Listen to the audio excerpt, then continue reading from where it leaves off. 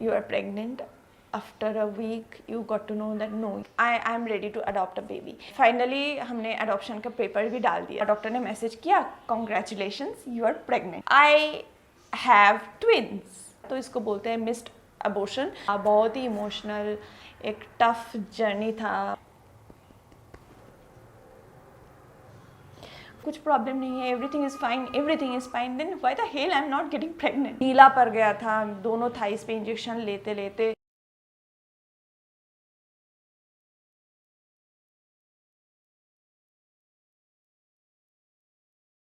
फिर कुछ टाइम के लिए हमने ब्रेक ले लिया था कि हाँ ये सब अभी थोड़ा रेस्ट ले लेते हैं, ये सब नहीं करेंगे. फिर कुछ महीने के बाद आई थिंक 2-3 महीना मैंने ब्रेक लिया था. उसके बाद आई वाज लाइक एक बार और ट्राई करेंगे. तो दिव्यांदु ने बोला आप डिसाइड करो, if you feel that you are comfortable you will do it again. Then मैंने बोला हाँ I can do it again. तो हमने फिर से एक बार, क्योंकि मेरा एम्ब्रियो सारा ख़त्म हो चुका है, तो फिर से एग निकालने का जो एग रिट्रीवल होता है वो प्रोसीजर के लिए फिर से हमने ट्राई किया. फिर से हमने मेरा एग्स निकाले गए और उसके बाद जो एम्ब्रियोज़ बना था 3 एम्ब्रियोज़ बना था. और ये वाला एम्ब्रियोज़ पहले से अच्छा था, डॉक्टर ने बोला था क्वालिटीज़ अच्छा था. So we are hopeful. और फिर जाके हमने दिसंबर उस साल का, मतलब 2022 का दिसंबर में, दिसंबर फर्स्ट वीक अराउंड हमने वो एम्ब्रियोज़ ट्रांसफ़र किया था. और फर्स्ट टाइम ही पहले 2 एम्ब्रियोज़ हमने एक साथ ट्रांसफ़र किया, क्योंकि अभी तो मैंने सोचा कि भाई ट्विंस हो, एक हो, जो भी हो, मुझे बस बच्चा चाहिए. I want to be pregnant, I want to become a mother. तो इसलिए दिसंबर 2022 में हमने 2 एग्स ट्रांसफ़र करवाया. एंड एज़ यूजुअल जिस दिन आई थिंक 24 ऑफ दिसंबर था, जिस दिन मुझे ब्लड टेस्ट के लिए देना था प्रेगनेंसी टेस्ट, उससे 10 दिन पहले से ही मैंने किट में देखना चालू कर दिया था कि आई एम प्रेग्नेंट और नॉट. यू नो, वो रहा नहीं जाता है कि क्या हो रहा है, मैं ये पॉजिटिव की तरफ जा रहा है या नहीं, नेगेटिव हो रहा है या नहीं. तो मैंने तो किट मंगवा के मैंने स्टार्ट कर दिया. और पहले दिन ही मैंने देखा कि वो जो 2 लाइन आता है वो 2 लाइन आया था. लेकिन I was not getting excited because of my previous experience. मैंने दिव्यांदु को बोला देखो 2 लाइन आ रहा है. तो दिव्यांदु ने बोला कि किसी को मत बताओ, अब इस टाइम हम घर वालों को नहीं बताएंगे, बस चुपचाप रहो, देखते क्या होता है. तो मैं कंटिन्यूअस टेस्ट कर रही थी और मुझे 2 लाइन्स आ रहे थे. बहुत डार्क नहीं, बहुत फीका भी नहीं, लास्ट टाइम की तरह बहुत फीका भी नहीं, काफ़ी मतलब दिखने वाला 2 लाइन्स आ रहे थे. एंड आई वॉज होपफुल कि हाँ इस बार तो पॉजिटिव होगा ही. फिर 24 ऑफ दिसंबर को ब्लड टेस्ट के लिए मैं गई. फिर डॉक्टर ने ब्लड टेस्ट दे के आ गई. फिर दोपहर को मुझे डॉक्टर ने मैसेज किया, congratulations you are pregnant. And this is the most beautiful sentence of the world, जब डॉक्टर आपको ये मैसेज करते हैं. और ये मैसेज मुझे मतलब कितनी शिद्दत से चाहने के बाद ये मैसेज मुझे मिली. मैं कितना चाह रही थी कि डॉक्टर मुझे ये मैसेज भेजे. Last 2 times sorry, unfortunately we are not pregnant, ये सब मैसेजेस आ रहा था. But this time he message me congratulations you are pregnant. तो उसके बाद नेक्स्ट डे डॉक्टर के पास गई. रिपोर्ट में HCG जो जितना आना चाहिए था उतना काफ़ी ज़्यादा आया. तो I was so excited. Doctor ने बोला नहीं सेकेंड टाइम जो टेस्ट करते हैं ना 48 आवर्स के बाद एक और टेस्ट करते हैं. डॉक्टर ने बोला उसकी ज़रूरत नहीं है, काफ़ी ज़्यादा है, तो आप अर्ली प्रेगनेंसी स्कैन जो होता है वो 1 हफ्ते के बाद करवाइए, क्योंकि 35 वीक से पहले वो अर्ली प्रेगनेंसी स्कैन नहीं होता है. तो आई वॉज लाइक हाँ ओके. फिर मैंने फिर से घर वालों को कॉल करके फिर मेरे घर वालों को बताया और हस्बैंड दिव्यांदु का घर वालों को बताया कि वी आर प्रेग्नेंट. तो दे वर सो एक्साइटेड. एंड उसके बाद अर्ली प्रेगनेंसी स्कैन के लिए हम गए. अर्ली प्रेगनेंसी स्कैन में आई थिंक वो 5th वीक में हुआ था, मतलब जब एम्ब्रियो का एज होता है 5th वीक, तब स्कैन करने से पता चला कि आई have twins and I was shocked. 2 मुझे पता था कि 2 एम्ब्रियो मैंने ट्रांसफ़र किया है एंड दोनों ही मतलब सक्सेसफुल हो रहे, I was so so so so shocked and मतलब आई स्माइलिंग लाइक दिस एंड मैं बहुत शॉक हो गई थी, अरे 2 बच्चा होने वाला है, मुझे ट्विंस होने वाला है, तो फिर तो मुझे बहुत कॉशंस लेना पड़ेगा, बहुत अच्छे से रहना पड़ेगा, बहुत खाना पड़ेगा, ये सब सोच रहे थे। दिव्यांदु भी बहुत एक्साइटेड हो गया, ही वॉज लाइक मैं क्या करूँ क्या नहीं करूँ, कैसे मुझे बहुत सारा न्यूट्रिशन मिले। उसने बहुत रिसर्च करके एक बुक मंगवाया जो twins and triplets and quadrants के लिए होते हैं, जो ऐसे प्रेग्नेंट्स होते हैं। वो बाहर से, मतलब यूएस का बुक है, वो बाहर से 14,000 आई थिंक खर्चा करके वो बुक कस्टम दे के कस्टम ड्यूटी दे के वो बुक मंगवाया था मेरे लिए, ताकि मुझे बहुत सारा न्यूट्रिशन मिले, because I was little bit underweight.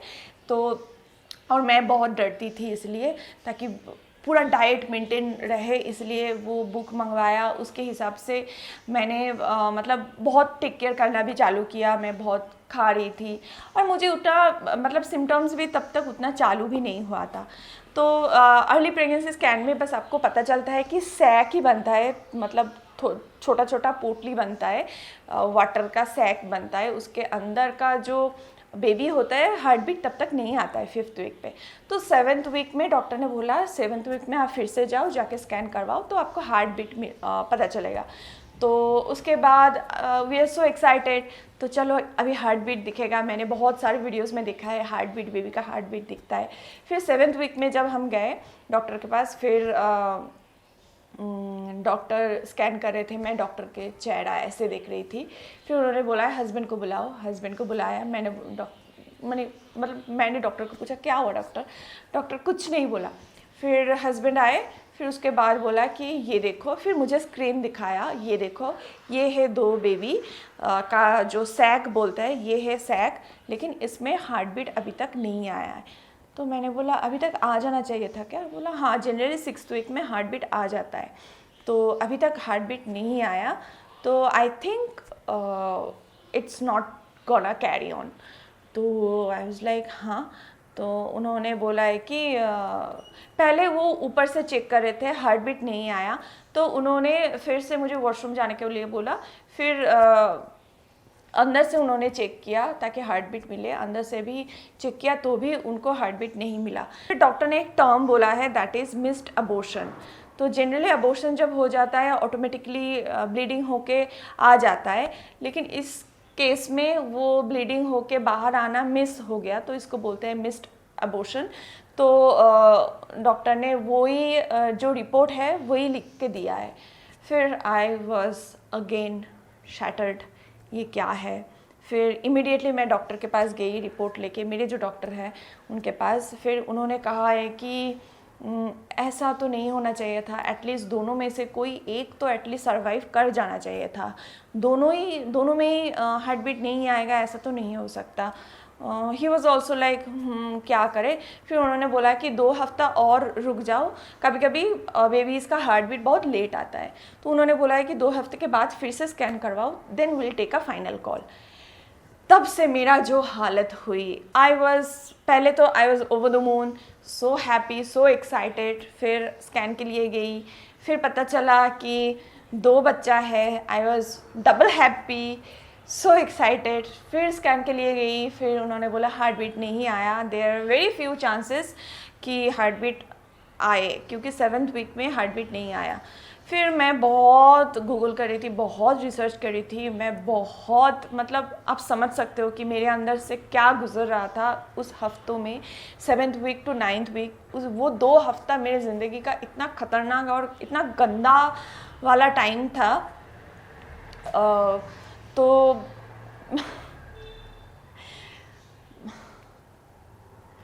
क्या बोलूँ, मतलब हाँ, मतलब मैं बहुत प्रे कर रही थी भगवान के पास कि बस कुछ मिराकल हो जाए, एटलीस्ट एक सर्वाइव कर जाए। I was praying every day and फिर 9th वीक में मैं गई स्कैनिंग के लिए, एंड 9th वीक में भी कुछ प्रोग्रेस नहीं हुआ, एंड बेबी का दोनों जो बेबी था, दोनों में से दोनों का ही हार्ट बीट नहीं आया। सो डॉक्टर ने बोला और कोई चांस नहीं है हार्ट बीट आने का, और ऑलरेडी आपके यूट्रस में ब्लड आ चुका है, तो कभी भी हो सकता है कि आपको ब्लीडिंग शुरू हो जाएगा। तो डन हो गया, नहीं होगा। और मुझे कंसीव हुआ इस बार ट्विंस बेबी, लेकिन वो कंसीव होके 5th 6th वीक के बाद आगे नहीं गया वो पीरियड, वो प्रेगनेंसी। तो बहुत बार ऐसा, बहुत सारे प्रेगनेंसी में ऐसा होता है, कंसीव तो हो जाता है लेकिन उसके बाद जो हार्ट बीट आना चाहिए वो हार्ट बीट नहीं आता है, तो वो मिस्ड अबॉर्शन या मिसकैरेज ऐसा कुछ मेडिकल टर्म होता है, उसको बोलते हैं, वो हो जाता है। तो फिर डॉक्टर ने बोला है कि ठीक है, तो फिर इस बार भी हम, ये तो फेल हुआ है तो हम वेट करते ब्लीडिंग होने का। अगर ऑटोमेटिकली नेचुरली ब्लीडिंग होके बाहर आ गया तो ठीक है, नहीं तो हम डीएनसी प्रोसीजर करेंगे। तो मैं ठीक है। वो बहुत ही एक इमोशनल मोमेंट था, बहुत ही इमोशनल, एक टफ जर्नी था। ये टाइम मेरे लाइफ का सबसे डाउन टाइम था। वो 2023 का जनवरी एंड फरवरी। तो मुझे ब्लीडिंग नहीं हो रहा था, तो उस टाइम पे मतलब फर्स्ट प्रेगनेंसी था ना, तो इतना डॉक्टर भी बोल रहे थे क्योंकि ये फर्स्ट प्रेगनेंसी था आपका, तो इसलिए वो ना बॉडी उसको छोड़ने के लिए रेडी नहीं था। तो सर्जिकल प्रोसीजर जो बोलते हैं डीएनसी करना पड़ेगा करके बोल रहे थे। और इट वाज 14th फरवरी जब डॉक्टर ने डेट दिया कि उस दिन हम डीएनसी करेंगे। तो 14th फरवरी वैलेंटाइंस डे होता है, 14th फरवरी वैलेंटाइंस डे होता है। तो उस दिन डॉक्टर ने डिसाइड किया कि डीएनसी करेंगे।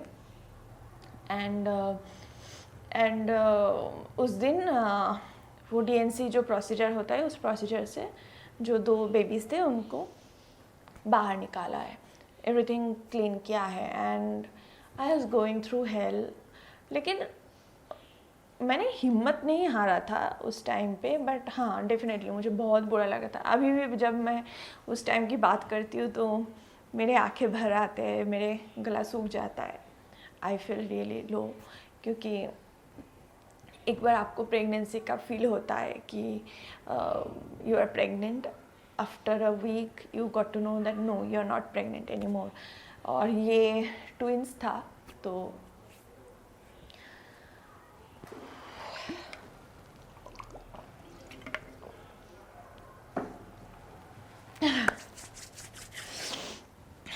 now I have a baby boy. I shouldn't get so emotional. I have a boy. I have a baby now. I'm so happy. Okay, चलो। इस टाइम बहुत मैं इमोशनल थी।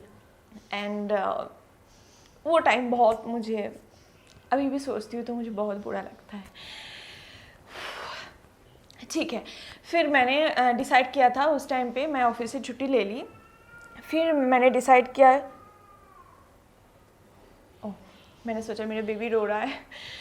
उस टाइम पे मैंने ऑफिस से छुट्टी ले ली थी और फिर मैंने डिसाइड किया कि मैं कोलकाता जाऊंगी वापस, थोड़ा पेरेंट्स के साथ रहूँगी तो अच्छा रहेगा। तो फरवरी में मैं कोलकाता गई थी। फरवरी एंड मार्च में कोलकाता में थी 3 वीक्स के लिए। आपको उस टाइम पे, अगर आप मेरे चैनल पे देखोगे तो उस टाइम पे आपको व्लॉग दिखेगा। उधर जाके मैं व्लॉग कर रही थी। एक्चुअली उधर जाके मैं रेस्ट ही ज़्यादातर कर रही थी।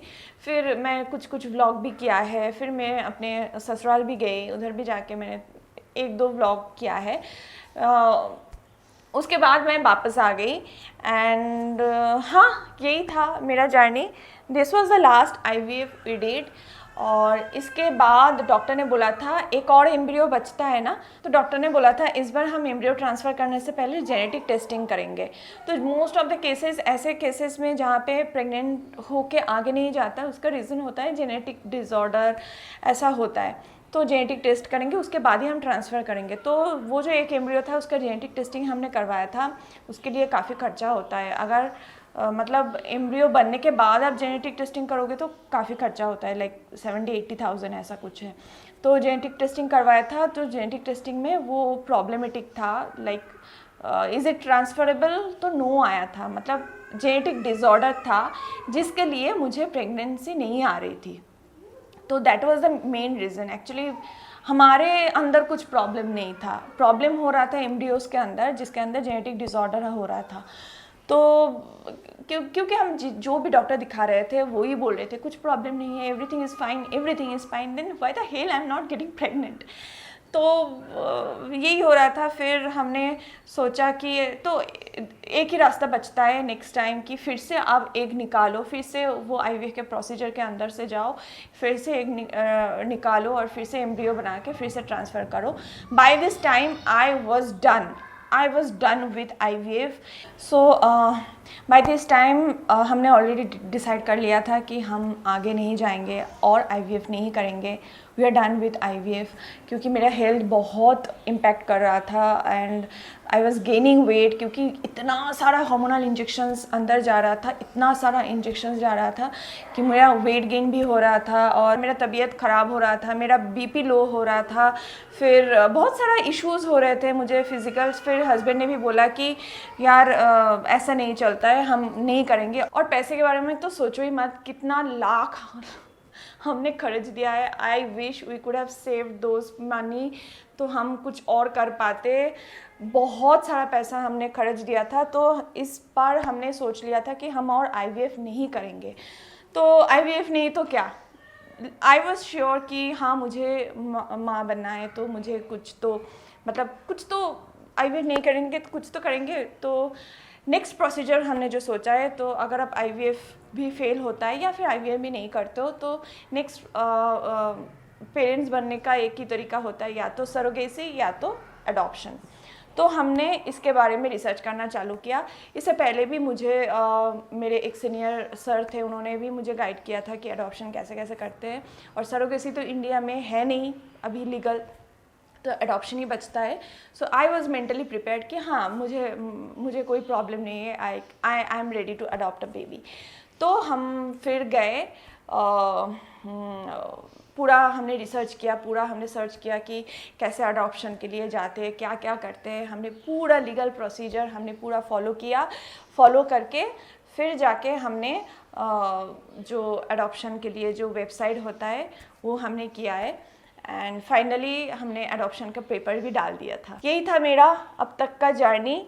अगर आप डिटेल्स में जानना चाहते हो कि अडॉप्शंस के लिए मैंने क्या क्या दिया है एंड इस बार जो प्रेगनेंसी जो मेरा बेबी बॉय है वो कैसे मैंने कंसीव किया है उसका जर्नी, अगर आप जानना चाहते हो तो मैं इसका एक और वीडियो मैं डालूंगी, अडॉप्शन का procedure and how I conceived this baby. So इसके बारे में एक और वीडियो मैं अलग से मैं रखूँगी क्योंकि ये वीडियो बहुत लंबा होने वाला है। And yeah guys that is all about my IVF journey. IVF journey तो इधर ही ख़त्म होता है, इसके बाद मैंने और IVF नहीं करवाया। तो 2 बार ही मैंने एग रिट्रीव करवाया और 3 बार मैंने एम्ब्रियो ट्रांसफ़र करवाया। उसके बाद आई वॉज लाइक डन, नहीं होगा मेरे, I can't take any challenge with my body. अगर मैं ही नहीं बचूँगी तो मैं किसको बड़ा करूँगी, किसका माँ बनूँगी। एंड या that's all about today's video, that's all about today's my IVF journey. I hope आप लोगों को अच्छा लगा होगा।